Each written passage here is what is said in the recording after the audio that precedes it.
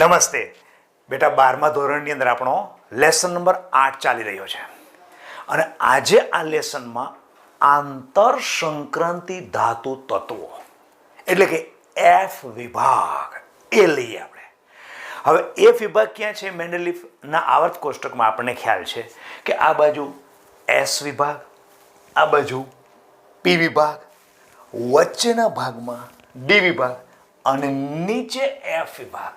અને એફ વિભાગ કેમ કહીએ છીએ એ પણ આપણને ખબર છે, કારણ કે એમાં ઇલેક્ટ્રોન એફ કક્ષકમાં જાય. હવે એફ કક્ષકમાં ઇલેક્ટ્રોન જાય તો એફ કક્ષક હોય કેટલી? તો કે સર 7 હોય. ઓકે, તો એફમાં એક કક્ષકમાં 2 ઇલેક્ટ્રોન સમાય, તો ટોટલી એક કરીને હું નાખું તો અહીંથી F1 એફની અંદર એક ઇલેક્ટ્રોન ગયો. એવી રીતે હું ચાલુ કરું તો F1 2 3 4 5 એવી રીતે કેટલે સુધી? 14 સુધી જાય. ઓકે, તો પહેલી શ્રેણી છે એ શ્રેણી કે જેની અંદર 14 તત્વો હોય, જેને આપણે લેન્થેનોઇડ શ્રેણી કહીએ છીએ. બીજી શ્રેણી છે એની અંદર પણ 14 તત્વો જ હોવાના, કારણ કે એની અંદર પણ એફ કક્ષક છે. ફરક એટલો છે કે આ મેન્ડેલિફનું આવર્ત કોષ્ટકને ઓલરેડી હું તમને બતાવવાનો પ્રયત્ન કરું કે કઈ રીતનું હોય છે. આ આપણો કયો છે? એસ વિભાગ. ચાલો, એના પછી આ ભાગની અંદર કયો છે? પી વિભાગ છે. અહીંયા આપણો ડી વિભાગ છે, જે પહેલી શ્રેણી આપણને ખબર છે કે એસટી વડોદરા, આવી રીતે આમ લાગી શ્રેણી છે. એના પછી બીજી શ્રેણી આ છે, એના પછી ત્રીજી શ્રેણી અને પછી ચોથી શ્રેણી, આવી રીતે 4 શ્રેણી છે. ઓકે, હવે એમાં આ પહેલી શ્રેણી, આ બીજી શ્રેણી, આ ત્રીજી શ્રેણી અને આ ચોથી શ્રેણી, 4 શ્રેણી છે.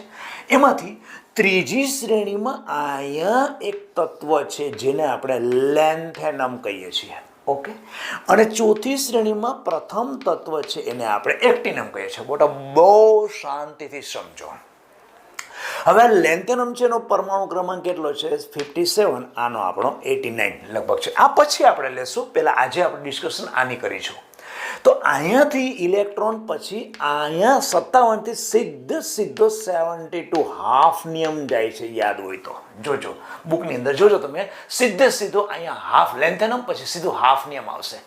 ઉપરના ભાગમાં શ્રેણીમાં બીજી શ્રેણીમાં કોણ હોય? તો કે 39 હોય ઇટ્રિયમ અને 40 હોય ઝિર્કોનિયમ. આ હોય છે. એટલે આનું મારે ડિસ્કશન કરવાનું છે, એટલે સાથે સાથે હું અત્યારે લઉં છું. ફરીથી પાછું સમજીએ. બેઝિકલી આ શ્રેણી આપણી પ્રથમ શ્રેણી છે. આ આપણી બીજી શ્રેણી કઈ? એફ વિભાગની પ્રથમ શ્રેણી અને પછી બીજી શ્રેણી. આને આપણે કઈ શ્રેણી કહી છે? એલેન, એટલે કે લેન્થેનોઇડ. એલેન એ સાંકેતિક ભાષા છે આખી શ્રેણીને યાદ રાખવા માટેની. આ છે આપણી બીજી શ્રેણી જે કરીશું ને. આ કેટલા હોય? 14 તત્વો આપણા હોય. એવી રીતે આની અંદર પણ કેટલા હોય? જો હમણાં 14 તત્વો કહું છું, આ કેટલા ટોટલ 14 કેટલા થાય? 14 તત્વો. 14 તત્વો લેન્થેનોઇડ શ્રેણીમાં અને એવી રીતે એક્ટિનોઇડ શ્રેણીમાં પણ આપણા કેટલા? 14 તત્વો. ફરીથી બેટા, બેઝિકલી હું તમને સમજાવું, 14 તત્વો એમાં નથી, એમાં 15 તત્વો છે, પણ અત્યારે મેં 14 તત્વો લખ્યા છે. કેમ લખ્યા છે એ બધું જ હમણાં ક્લિયર થશે.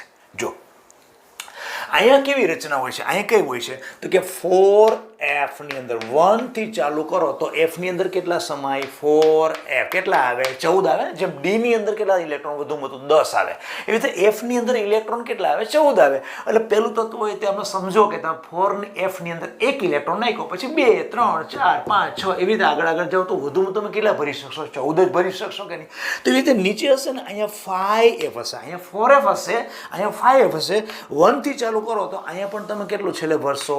5f14. એનો મતલબ કે સીધી વાત છે કે એફ વિભાગની તમે જો વાત કરો તો એમાં પહેલી શ્રેણી લો એ પણ તમારા 14 તત્વો ધરાવે. બીજી શ્રેણી લો તો એની અંદર 14 તત્વો.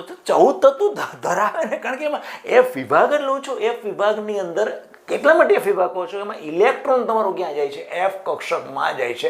અને એફ કક્ષકની ટોટલ કેપેસિટી કેટલી? 14. એટલે અહીંયા 1 to 14, 1 to 14. અહીંયા તમારો મુખ્ય ક્વોન્ટમમાં કેટલો આવે છે? 4 આવે છે. અને અહીંયા મુખ્ય ક્વોન્ટમમાં 5 આવે છે. ઓકે, તો સર તમે કહો છો કે આ 14 ની જગ્યાએ 15 કેવી રીતે હોય? 15 એટલા માટે કારણ કે અહીંયા તમે શું કર્યું? 57 થી 72 આવ્યું. કેમ? અચ્છા, વાત સાચી સર. તો 57 થી આ 72 ડાયરેક્ટ ક્યાંથી આવ્યું? એનામાં 58 થી 78 ગયા ક્યાં? એ અહીંયા છે. અહીંયા આપણે સીરિયમ 58 કરો છો ને, સીરિયમ છે એ 58 છે અને 71 જે કરો છો ને એ લ્યુટેશિયમ છે. અચ્છા, અહીંયાથી અહીંયા સુધી આવેલા છે. હા, કોઈ વાંધો નહીં સર, 14 તત્વો 58 થી 71 આવ્યા, અમને કોઈ વાંધો નથી, 14 તત્વો છે. પણ અમને પ્રોબ્લેમ ત્યાં છે કે તમે હમણાં એવું કહ્યું કે એમાં 15 તત્વો આપે. 15 તત્વો કઈ રીતે? 15 તત્વો છે નહીં, એફની કેપેસિટી તો 14 છે, તો 15 આવ્યા ક્યાંથી? Yes, that's a question. રસાયણ વિજ્ઞાનની અંદર જનરલી ગુણધર્મોમાં સામ્યતા ધરાવતા તત્વોને એક લાઇનમાં રાખવામાં આવે. પછી એ મોટા ભાગે જુઓ તો તમે સમૂહની અંદર મેન્ડેલિફના આવર્ત કોષ્ટકમાં આ રીત હોય. તો અહીંયા શું કર્યું છે કે આ લેન્થેનમના મોટા ભાગના ગુણધર્મોની દ્રષ્ટિએ જુઓ તો એ આખી આ શ્રેણી સાથે સામ્યતા ધરાવે છે. તો મારે લેન્થેનમ મૂકવું જોઈએ કે નહીં? એટલા માટે બુકની અંદર તમે જોશો ને તો લેન્થેનમથી સ્ટાર્ટ કરી અને પછી અહીં 14 તત્વો એટલે લેન્થેનિયમથી સીરિયમ ને પછી કન્ટિન્યુ લ્યુટેશિયમ સુધી હોય. એટલે આ શ્રેણીને આમ તમે કહો ને તો લેન્થેનોઇડ શ્રેણી એ બુક પ્રમાણે લેન્થેનોઇડ કેમ આપ્યું? એલ લેન્થેનમ પહેલું તત્વ છે એટલે ડ્રાઈવર જે છે ને એના ઉપરથી આખા શ્રેણીનું નામ આપ્યું છે લેન્થેનોઇડ શ્રેણી. તો લેન્થેનોઇડ શ્રેણીમાં આમ તમને કેટલા તત્વો હવે ગણી શકો તમે? 15 તત્વો. ટૂંકી ભાષામાં યાદ રાખવું હોય ને તો લાલુ શ્રેણી કહેવાય. લાલુ કેમ? તો લેન્થેનમથી સ્ટાર્ટ થાય અને લ્યુટેશિયમથી પૂરું થાય. ઓકે, તો લેન્થેનમથી લ્યુટેશિયમ સુધીના ટોટલ લેન્થેનોઇડ શ્રેણીમાં 15 તત્વો જોવા મળે. એ જ રીતે સેમ ટુ સેમ આ એક્ટિનમ છે એના ગુણધર્મો આ શ્રેણીના તત્વો સાથે સામ્યતા ધરાવે છે એટલે આ શ્રેણીને નામ આપ્યું એક્ટિનોઇડ શ્રેણી. અને એની અંદર પણ 15 તત્વો થાય અને પેલામાં પણ 15 તત્વો થાય. એટલે આમ પગલે આ ડી વિભાગના તત્વો બંને હોવા છતાં પણ શ્રેણીના અન્ય તત્વોના ગુણધર્મો સાથે સામ્યતા ધરાવતા હોવાના કારણે એન્જિન તરીકે બંનેને મૂકેલા છે અને એની ઉપરથી એનું નામ આપી દીધું. પેલું એલ એ મૂક્યું એટલે આખી શ્રેણીને લેન્થેનોઇડ શ્રેણી, જેને સાંકેતિક ભાષામાં એલએન કહેવાય છે, અને આને આપી દીધું આપણે એક્ટિનોઇડ શ્રેણી. ક્લિયર થયું? થોડું ક્લિયર થયું? આપણે જેની ચર્ચા કરવાની છે ને બેટા એ તો પહેલાં ક્લિયર હોવું જોઈએ ને. આપણે કોની ચર્ચા કરવાની છે? આંતર સંક્રાંતિ ધાતુ. તો અચ્છા સર, આ તમે આંતર સંક્રાંતિ કેમ કહો છો એ જોઈ લીજો. હવે આ તમારું શું છે? આખો આ બધા જ તત્વો છે આ ડી વિભાગના, આને તમે કેવો કહો છો? સંક્રાંતિ ધાતુ તત્વો કહો છો કે નહીં? હવે તમારા સંક્રાંત ધાતુ તત્વોમાંથી અહીં 57 થી 58 ક્યાં ગયું? હા સર, ક્યાં ગયું? સર અહીંયા છે. સંક્રાંતિ ધાતુ તત્વોમાંથી વચ્ચેથી કાઢેલા, એ પણ પાછા ધાતુ જ છે. તો સંક્રાંતિ શ્રેણીમાંથી વચ્ચેથી નીકળેલા, આંતર થયેલા, આંતર એટલે વચ્ચેથી નીકળેલા એ તત્વોની શ્રેણીને તમે શું કહેશો? આંતર સંક્રાંતિ શ્રેણી. તો અહીંયા પણ એક્ટિનમ પછીને તમે જોશો ને, એ કરીશું ત્યાં જોઈશું ત્યારે પણ જેમ અહીંયા પરમાણુ ક્રમાંકમાં જમ્પ લાગ્યો ને એમ અહીંયા પણ પરમાણુ ક્રમાંકમાં સીધો જમ્પ લાગશે. 102 109 કે જે પણ કહેવાય છે. તો બાકીના તત્વો ક્યાં ગયા? અહીંયા ગયા. તો આ બંને શ્રેણી બેઝિકલી પરમાણુ ક્રમાંકની દ્રષ્ટિએ જોઈએ તો વચ્ચેથી નીકળેલી છે એટલે આને નામ શું આપ્યું? આંતર સંક્રાંતિ શ્રેણીના તત્વો. અને એમાં એફ વિભાગ એટલા માટે કહો છો કે એમાં છેલ્લો ઇલેક્ટ્રોન ક્યાં હોય છે? એફ ની અંદર હોય છે. પહેલી શ્રેણી લેન્થેનોઇડ શ્રેણી છે એની અંદર છેલ્લો એફ નો ઇલેક્ટ્રોન કેવા? 4f માં હોય. બીજી શ્રેણી છે જેને એક્ટિનોઇડ શ્રેણી કહો છો એમાં એફ ની અંદર કેટલો? 5f માં હોય. એટલે મુખ્ય ક્વોન્ટમાંક તમારો 5 હોય, શક્તિસ્તર 5 માં હોય. લેન્થેનોઇડ શ્રેણી અંદર ચોથા નંબરનો હોય 4f. બંનેમાં f માં જ ઇલેક્ટ્રોન ભરે એટલા માટે તમે એને એફ વિભાગના તત્વો અથવા તો આંતર સંક્રાંતિ શ્રેણીના તત્વો કહો છો. એમાં કેટલા તત્વો હોય?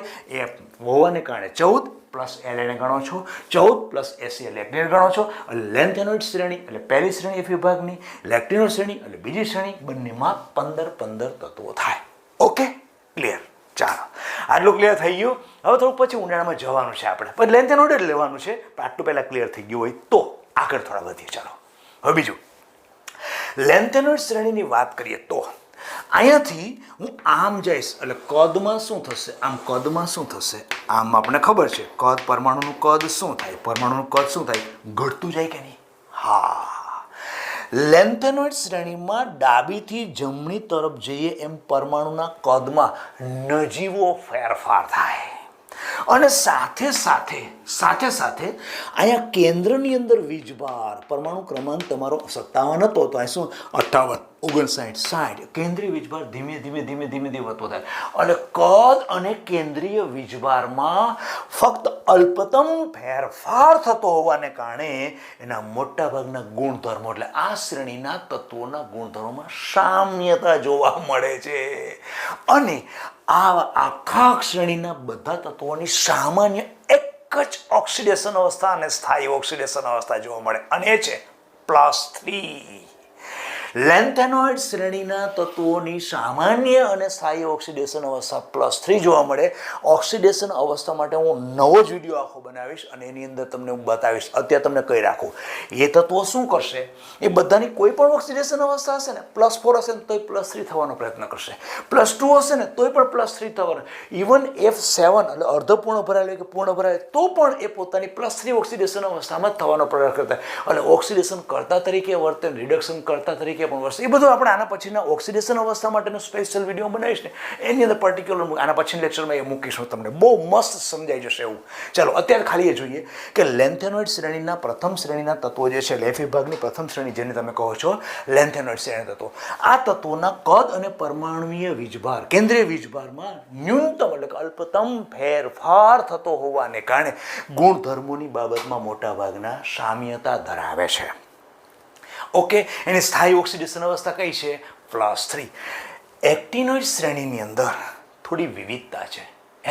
એનું વિજ્ઞાન બહુ જટિલ છે. કેમ જટિલ? કારણ કે એમાં એક કરતાં વધારે ઓક્સિડેશન અવસ્થા મોટાભાગે, કોઈ એવી સ્થાયી પર્ટિક્યુલર એટલી બધી નથી.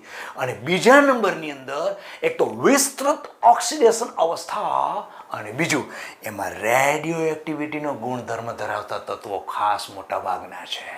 એટલે એ એક્ટિનોઇડ શ્રેણી લેશું ત્યારે કરીશું. અત્યારે આપણે આને લેન્થેનોઇડ શ્રેણીની વાત કરીએ. હવે લેન્થેનોઇડ શ્રેણીના તત્વોની ઇલેક્ટ્રોન રચના આના માટે જોઈએ. ચાલો હવે ઇલેક્ટ્રોન રચના કેવી છે? ઇલેક્ટ્રોન રચના એટલે ડસ્ટર, 1 મિનિટ લઈ લો ડસ્ટર. ઓકે, હવે આની મારે ઇલેક્ટ્રોન રચના હું તમને કહું, બહુ મસ્ત મજા આવશે. જોજો, લેન્થેનોઇડ સંકોચન એ આપણને ખબર છે, લેન્થેનોઇડ સંકોચન. હવે હું આ લેન્થેનોઇડ શ્રેણીના તત્વોમાં ઇલેક્ટ્રોનના કેવી હોય તો પેલો આમ આખો આ રીતનું હોય છે. જો આમ કદ તમારું શું થાય, કદ આમ ઘટતું જાય. આ તમારો પહેલો પરમાણુ, શ્રેણીનો પહેલો પરમાણુ, એના પછી બીજો પરમાણુ, એના પછી ત્રીજો પરમાણુ, એકદમ કદમાં ઘટે, જેને તમે કહો છો લેન્થેનોઇડ સંકોચન. અને શું છે જો કેવી રીતે હોય, આ પરમાણુનું કેન્દ્ર છે, એના પછી આ શક્તિ સ્તર હોય છે, ખબર છે? આ શક્તિ સ્તર બધા હોય.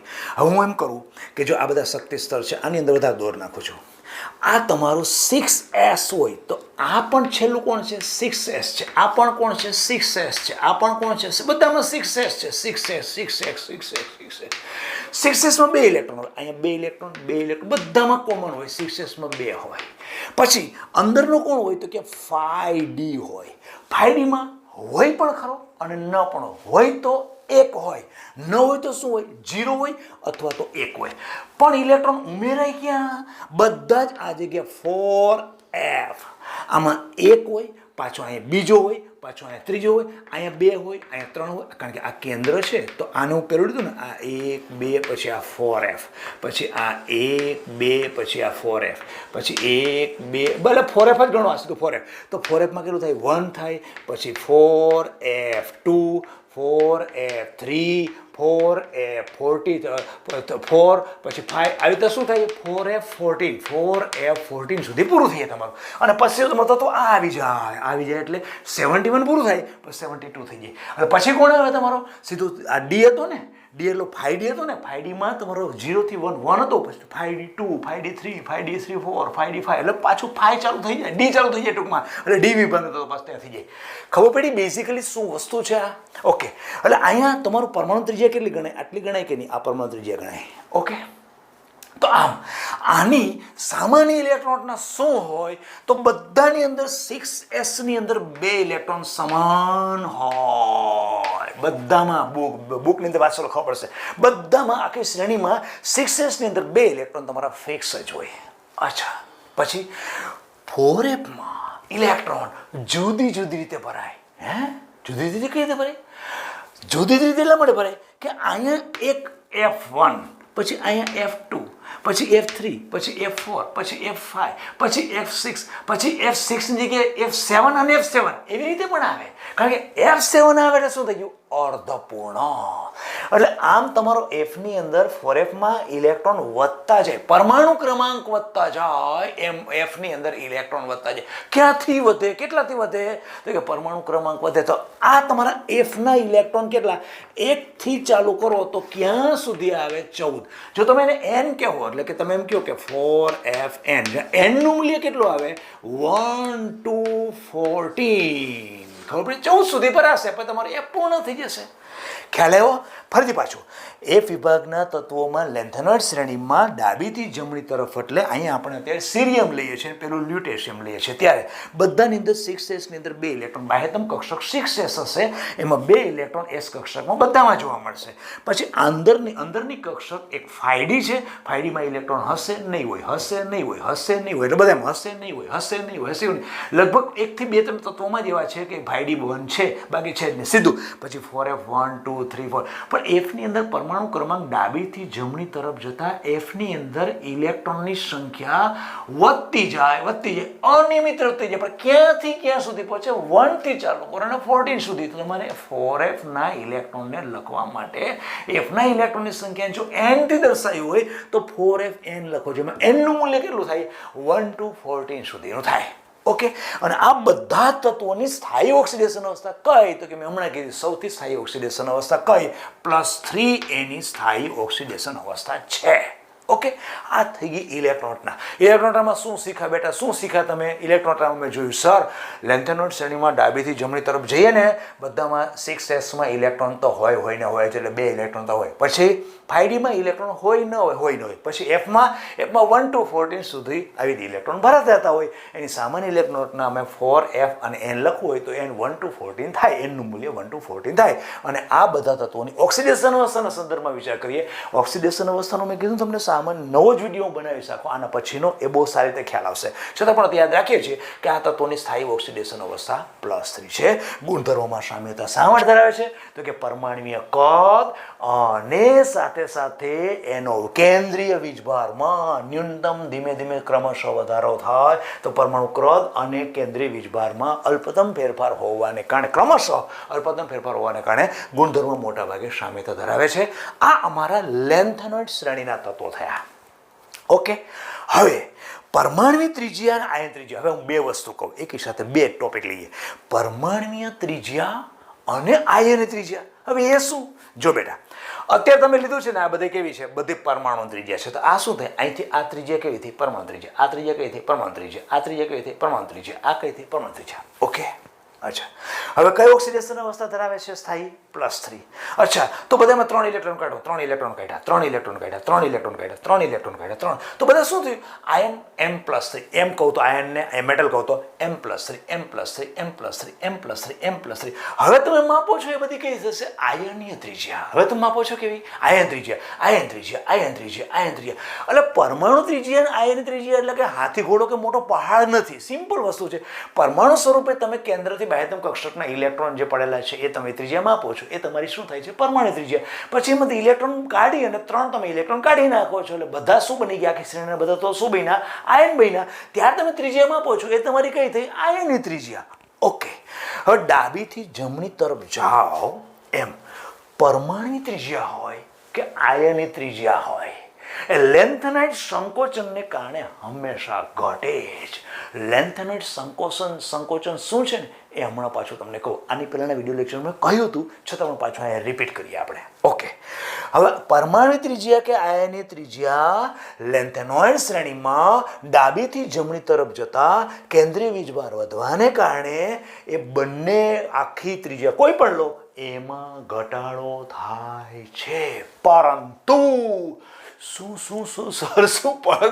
પરંતુ પરમાણુ ત્રિજ્યામાં એટલે આ જે છે એમાં ઘટાડો અનિયમિત હોય. પણ આયનની ત્રિજ્યા એટલે કે +3 ઇલેક્ટ્રોન 3 બધામાંથી કાઢ્યા પછીની આયનની ત્રિજ્યામાં ઘટાડો એકદમ નિયમિત હોય. બુકની અંદર છે ને તમને આવો આલેખ એક જોવા મળશે. અહીંયા હશે પરમાણુ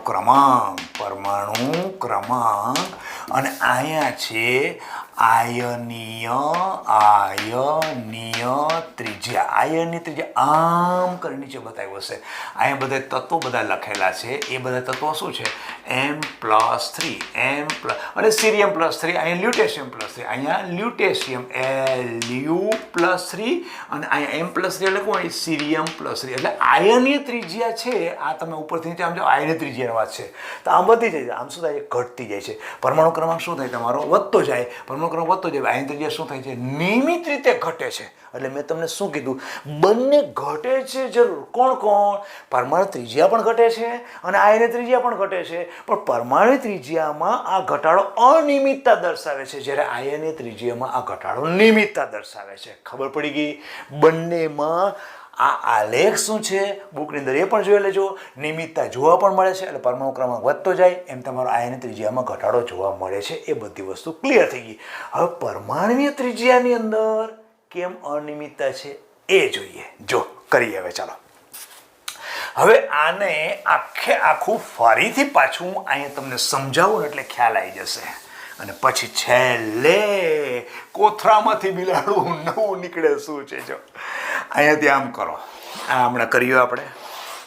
પહેલો જ પરમાણુ હતો એનું આ કેન્દ્ર 1 2 3 આવી રીતે આમ પામ કરી અને પછી અહીં શું થાય? 6s2 હમણાં કહ્યું ને. પછી અંદરની કોણ હતી? તો કે 5d0 થી 1 અને પછી અંદર એની અંદર કોણ હતી? 4f. આ કોણ છે? 4f. અહીંયાથી અહીંયા ગયા તો ઇલેક્ટ્રોન આમાં 4fમાં વધતા ગયા 4fમાં જાય છે ને. તમારું કદ ક્યાં નથી? આખો પરમાણુ કદ ક્યાં સુધી ગણાય? તો કે અહીંથી અહીં સુધીનું કદ ગણાય. ઓકે, હવે યાદ કરો બેટા કે સ્ક્રીનિંગ અસર જેવો એક શબ્દ હતો, શિલ્ડિંગ ઇફેક્ટ, શિલ્ડિંગ અસર, જેનો ક્રમ આપણને ખબર છે ને કેવો છે? તો કે એસમાં સૌથી વધારે, પીમાં ઇલેક્ટ્રોન હોય તો ઓછું, ડીમાં એના કરતાં ઓછું અને એફમાં એના કરતાં ઓછું. હવે આ શિલ્ડિંગ અસર એટલે સ્ક્રીનિંગ અસર એ છે શું છે? આ એફની અંદર ઇલેક્ટ્રોન જે આવે, આ ઇલેક્ટ્રોન આવશે ને, આ જો હું અત્યારે એફની અંદર આમ ઇલેક્ટ્રોન કરું છું, ઇલેક્ટ્રોન પેલો 4fની અંદર એક હશે, પછી બીજો આવશે, ત્રીજો આવશે, એફમાં ઇલેક્ટ્રોન આવતા જ જશે. એટલે પરમાણુના કેન્દ્રથી ચોથા શક્તિ સ્તરમાં રહેલી એફ કક્ષકમાં ઇલેક્ટ્રોન ધડ ઉમેરાતા જશે. આ એફ કક્ષકમાં આવેલા આ ઉમેરાતા ઇલેક્ટ્રોન ઉપરનું અપાકર્ષણ, એટલે કે આ ઇલેક્ટ્રોન અને આ ઇલેક્ટ્રોન બે જે એની વચ્ચેનું અપાકર્ષણ અને એ ઇલેક્ટ્રોનનું છેલ્લી કક્ષકમાં રહેલા ઇલેક્ટ્રોન ઉપરનું અપાકર્ષણ, એ અપાકર્ષણની જે માત્રા છે એને તમે કહો છો શિલ્ડિંગ અસર અથવા સ્ક્રીનિંગ અસર. તો થાય શું કે એફ કક્ષકમાં જ્યારે ઇલેક્ટ્રોન હોય, આ મારો પરમાણુનું કેન્દ્ર છે અને આ અંદરની મારી એફ કક્ષક છે 4f. આની અંદર ઇલેક્ટ્રોન છે 6sની અંદર 2 ઇલેક્ટ્રોન છે, 6sમાં 2 ઇલેક્ટ્રોન છે ને.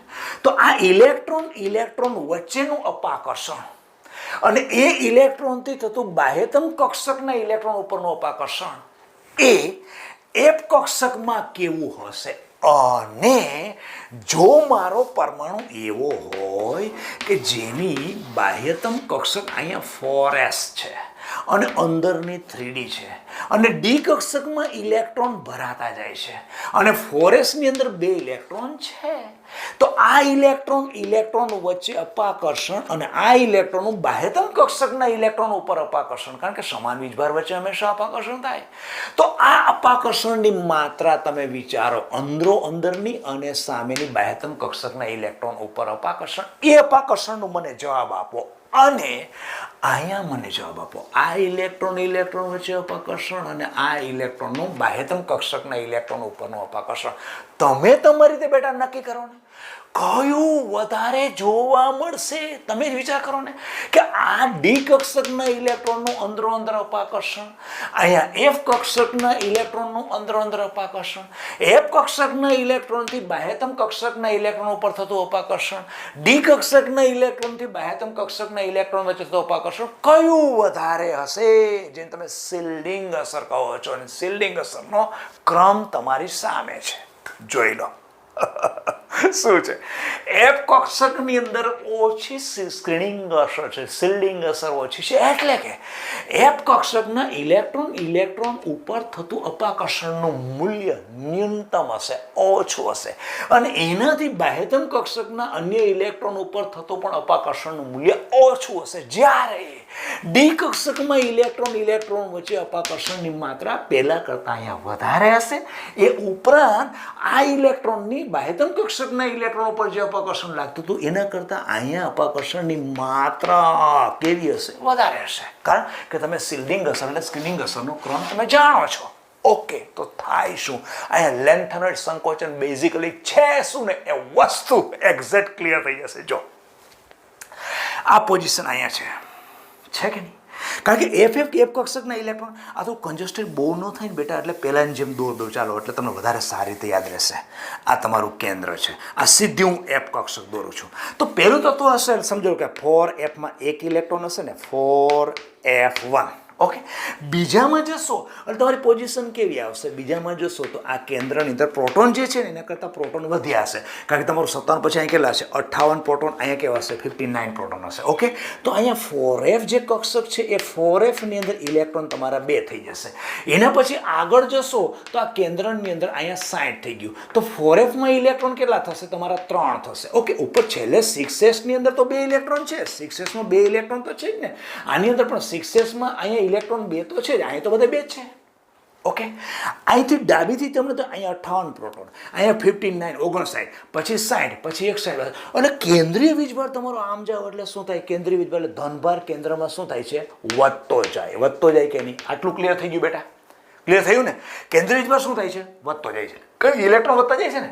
અચ્છા, હવે આ એફ કક્ષકના ઇલેક્ટ્રોનનું બાહ્યતમ કક્ષકના ઇલેક્ટ્રોન ઉપરનું અપાકર્ષણ, અહીંયા એફ કક્ષકના ઇલેક્ટ્રોનનું બાહ્યતમ કક્ષકના ઇલેક્ટ્રોન ઉપર અપાકર્ષણ અને પોતાના ઇલેક્ટ્રોન વચ્ચે અપાકર્ષણ. અહીંયા આ ઇલેક્ટ્રોન એની માત્રા, અપાકર્ષણની માત્રા ખૂબ જ ઓછી છે. સર કેમ ઓછી હશે? એટલે તમે કહો છો જુઓ, એફ કક્ષકના ઇલેક્ટ્રોનની અપાકર્ષણની માત્રા સ્ક્રીનિંગ અસર ખૂબ જ ઓછી હોય. અચ્છા, હા, વાત તો સાચી હો સર.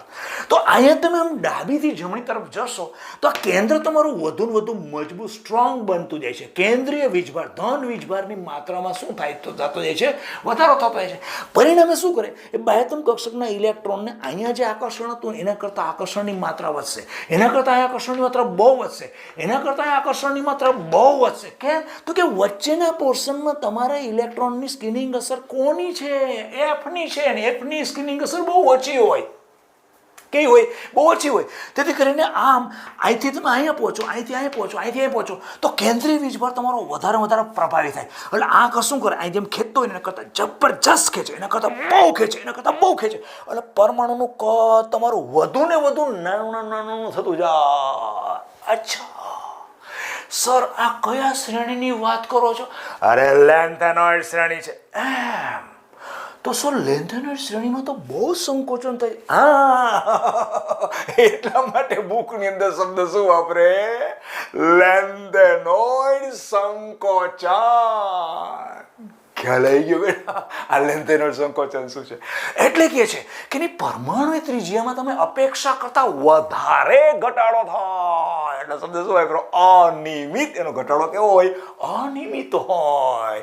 હવે જો મજા કેવી છે, આ ખબર પડી ગઈ કે નહીં બેટા? હાયા નહીં કરતા? ખ્યાલ આવી ગયો ને? લેન્થેનોઇડ શ્રેણીમાં ડાબીથી જમણી તરફ જતા બાહ્યતમ કક્ષક 6Sના ઇલેક્ટ્રોન, આપણે ઇલેક્ટ્રોનમાં કીધું એ તો ફિક્સ જ હોય છે, પણ એફની અંદર ઇલેક્ટ્રોન ક્રમશઃ ભરાતા હોવાને કારણે એફ કક્ષકના ઇલેક્ટ્રોન વચ્ચે થતી સ્ક્રીનિંગ અસર ખૂબ જ નજીવી હોવાને કારણે ડાબીથી જમણી તરફ જતા કેન્દ્રીય વીજભારનો વધારો થતો હોવાથી કેન્દ્રીય વીજભારનું બાહ્યતમ કક્ષકના ઇલેક્ટ્રોન એટલે 6Sના ઇલેક્ટ્રોન અપાકર્ષણ ડાબીથી જમણી તરફ જતા વધતું જાય. તેથી કરીને તમારો પરમાણુના કદમાં ઘટાડો અપેક્ષા કરતાં વધતો જાય. એટલા માટે આખી શ્રેણીમાં સંકોચન વધતું જાય છે. અને શ્રેણીનું નામ તમે શું આપ્યું છે? લેન્થેનોઇડ શ્રેણી. તો આ સંકોચનને તમે શું કહેશો? શું આને છાશ સંકોચન કહેતો? આને શું સફરજન સંકોચન કહેતો? આને શું વીજળી સંકોચન, પંખો સંકોચન, કેવું કહેશો? આને અમે લેન્થેનોઇડ શ્રેણી છે અમારી, તો એને કહેશો લેન્થેનોઇડ સંકોચન. અરે હવે મજા છે બેટા, બીજી બહુ મસ્ત મજા. જુઓ શું છે, તમે અહીં સુધી પહોંચ્યા. ઓકે, પરમાણુ ક્રમાંક તમારો શું? સર અહીંયા અમારો સીરિયમ છે અને અહીંયા અમારો લ્યુટેશિયમ છે, જેનો પરમાણુ ક્રમાંક 71 છે. એમ ઓકે, પછી તારો એફ કક્ષો તો પૂરી થઈ ગઈ. અહીં તમારી શું થઈ ગઈ? 4F14 પૂરી થઈ ગઈ. તો કોઈ વાંધો નહીં સર, હવે ક્યાં જશે? અરે અંદરની ડી કક્ષક છે ને 5D, એમાં જશે. એમાં જશે તો તાર ત્યાં નહીં મુકાય. કેમ? અરે એફ નથી, હવે ડીમાં ભરવાનું ચાલુ થઈ. અચ્છા, એટલે અહીંયાથી નવું તત્વ આવ્યું, સીધો અહીંયા ધા આવી ગયો કે નહીં? 71 પછી 72 ક્યારે આવી ગયો? એટલે એ પાછું ચાલુ થયું. અંદરની તમારી 4F ભરાયેલી છે, 4F ભરાય. હવે તમારી 5D છે, એમાં 5D 1 2 3 4 એ રીતે કેવી રીતે 10 સુધી ભરાય, કારણ કે ડી કક્ષક 10 હોય. ડી કક્ષકમાં ઇલેક્ટ્રોન કેટલા ભરાય? 10 ભરાય. એટલે અહીંયા તમે પહોંચો એટલે તમારો પરમાણુ કદમાં બહુ સંકોચન, બહુ સંકોચન, બહુ સંકોચન, બહુ સંકોચન. અહીંયા આવી ગયા અને તમારી 4F ભરાયેલી છે. આગળનામાં 4F નહોતી ભરાયેલી, અહીં 4F ભરાયેલી આવી છે. આવી છે કે નહીં? અને પરમાણુ કદ તમારું ખૂબ જ નાનું થઈ ગયેલું છે. તો અહીંયા આ ઝિર્કોનિયમ છે એ તો તમારી બીજી શ્રેણીનું હતું, જેની અંદર ડી કક્ષક હતી. અહીંયા કઈ હતી? 3D હતી. અહીંયા કોણ હતી? 4D હતી. અહીંયા કોણ આવે? 5D આવે. તો 5D આવી ગઈ ને તમારી. ઓકે, તો અહીંયા ઝિર્કોનિયમની પરમાણુ ત્રિજ્યા તમે જોશો ને એટલે બુકમાં લખી હશે 160 પિકોમીટર, અને હાફ નિયમની પરમાણુ ત્રિજ્યા તમે માપશો ને એટલે 159 પિકોમીટર. હવે તમે જુઓ બેટા, આ ઝિર્કોનિયમ ને હાફ નિયમને સમૂહની દ્રષ્ટિએ જોવું તો એક જ સમૂહમાં આવે ને. સમૂહમાં કઈ પોઝિશન હોય? સમૂહમાં આવે આવી છે પોઝિશન હોય છે, ખબર છે? આમ આમ પછી આમ પછી આમ, ઉપરથી નીચે જાય એમ પરમાણુ કદમાં શું થાય? વધારો થાય. તો આ ઝિર્કોનિયમની કેટલી બતાવે? ઝિર્કોનિયમ હું અહીં લખું, ઝિર્કોનિયમ તો કેટલી બતાવે છે? 160 પિકોમીટર. ઓકે, તો પછી હાફનિયમ નિયમ છે, હાફનિયમ એના પછી જ આવે છે ને. આ કેટલો છે? 40 છે. આ કેટલો તમારું 72 આવે છે ને હાફનિયમ. આની પરમાણુ ત્રિજ્યા 160 કરતાં વધવી જોઈએ કે નહીં? જ્યારે તમને જોવા કેટલી મળે? 159, એટલે ઓલમોસ્ટ સમાન જોવા મળી. હા, વસ્તુ તો સાચી. હા, એટલે બીજી અને ત્રીજી શ્રેણીના તત્વોમાં પરમાણુ કદમાં જે વધારો થવો જોઈએ એ થતો નથી. ડ્યુ ટુ શું? ડ્યુ ટુ એટલે શાને કારણે? લેન્થેનોઇડ સંકોચનને કારણે. એટલા માટે તો ઝિર્કોનિયમ અને હાફનિયમને પરમાણુ ત્રિજ્યા બુકમાં જોશો ને એટલે ઓલમોસ્ટ આ 160 છે અને આ 159 પિકોમીટર છે. એટલે કેવી થઈ? ઓલમોસ્ટ. અરે વધવી જોઈએ, કારણ કે સમૂહ છે ને ઉપરથી, સમૂહમાં આ તમારું કદ શું થાય? વધવું જોઈએ. પણ લેન્થેનોઇડ શ્રેણી એટલે 4F કક્ષકના ઇલેક્ટ્રોન આ વચ્ચે આવી ગયા ને, એની સ્કિનિંગ અસર ઓછી હોય. એટલે તમને અહીંયા આના કદમાં ઉપરથી નીચે આવો તો સમૂહના એક જ તત્વો હોવા છતાં પણ ઉપરથી નીચે આવ્યા તો આ ઝિર્કોનિયમ કરતાં હાફનિયમની પરમાણુ ત્રિજ્યા વધારે ન જોવા મળી, ઓલમોસ્ટ એને જેવી જોવા મળી. આનાથી શું થયું? એક વસ્તુનું પુષ્ટિકરણ થાય છે. શું થાય? લેન્થેનોઇડ સંકોચનને કારણે પરમાણુ ત્રિજ્યામાં ઓલમોસ્ટ સમાન થઈ જાય છે. જો આ બંને તત્વોની સમાનતા જોવા મળે, પરમાણુ ત્રિજ્યામાં સમાનતા જોવા મળે, પરિણામે કદમાં સમાન જોવા મળતા તત્વો કુદરતની અંદર લગભગ મોટા ભાગે સમાન મળે. અને મળેલા આ તત્વો જેનું કદ ઓલમોસ્ટ સમાન છે ને, એ તત્વોનું અલગીકરણ કરવું હોય બહુ મુશ્કેલી પડે. તો આમ ઝિર્કોનિયમ અને હાફનિયમ આ તત્વો કે પછી આના પછીના તત્વો, આના પછીના તત્વો, કારણ કે બધામાં પછી ઓલમોસ્ટ સરખું થશે. તેથી કરીને આ બે શ્રેણીના તત્વો કુદરતમાંથી મોસ્ટ ઓફ સમાન સાથે મળતા હોય એવું, અને મળેલા તત્વો છે એના અલગીકરણમાં મોટાભાગે મુશ્કેલી જોવા મળે છે. એટલે મુશ્કેલ થાય ને, નેચરલી બધા સમાન પ્રકારના તત્વો હોય. બે તમારી પ્રકાર, એક નાનો મોટી ગોળો હોય, બરાબર, અને એક નાનું કીડી જેટલું કણ હોય. બંને હોય તમને ખબર પડી જાય કે કણ બધા નીચે છે અને મોટા ગોળા બધા ઉપર છે, પણ સરખા બંને ગોળાઓ મિક્સ થઈ ગયેલા હોય અને સમાન કલર જેમને હોય વિઝ્યુઅલી દેખવા માટે, પ્રેક્ટિકલી હું વાત કરું છું, સમાન હોય તો તમને શું છે, એને અલગીકરણ કરવું તમને મુશ્કેલ પડશે. એક નાનો હોય ને એક મોટો હોય તો અલગીકરણ કરવું એટલું મુશ્કેલ નહીં પડે. એટલે અહીંયા આપણે શબ્દ બુકની અંદર જોશો ને એટલે શબ્દ હશે કે ધાતુઓ કુદરતની અંદર સાથે જે મળી આવવી અને મળી આવેલી ધાતુના અલગીકરણમાં જે મુશ્કેલી મુશ્કેલ થાય છે એ સ્પષ્ટીકરણ કરે છે કે બંનેના કદ ઓલમોસ્ટ બીજી અને ત્રીજી શ્રેણીના તત્વો અહીં પહેલાં મૂક્યા પછી બીજી અને ત્રીજી શ્રેણીના કદમાં મોટા ભાગે તફાવત જોવા મળતો નથી. ક્લિયર? આના પછીનો ટોપિક આવે છે બેટા આપણો ઓક્સિડેશન અવસ્થા. પણ હવે આને ઓક્સિડેશન અવસ્થા લેશું તો બહુ વધારે ડીપમાં જતા રહીશું એ કરતાં, કારણ કે એ મારે બહુ ઊંડાણમાં લેવો છે. એટલે એ ટોપિકને પછી રાખીએ અને આપણે અહીંયા આ વિડીયો સ્ટોપ કરીએ, વિડીયો લેક્ચર સ્ટોપ કરીએ. વધુ આવતા અંકે નમસ્તે.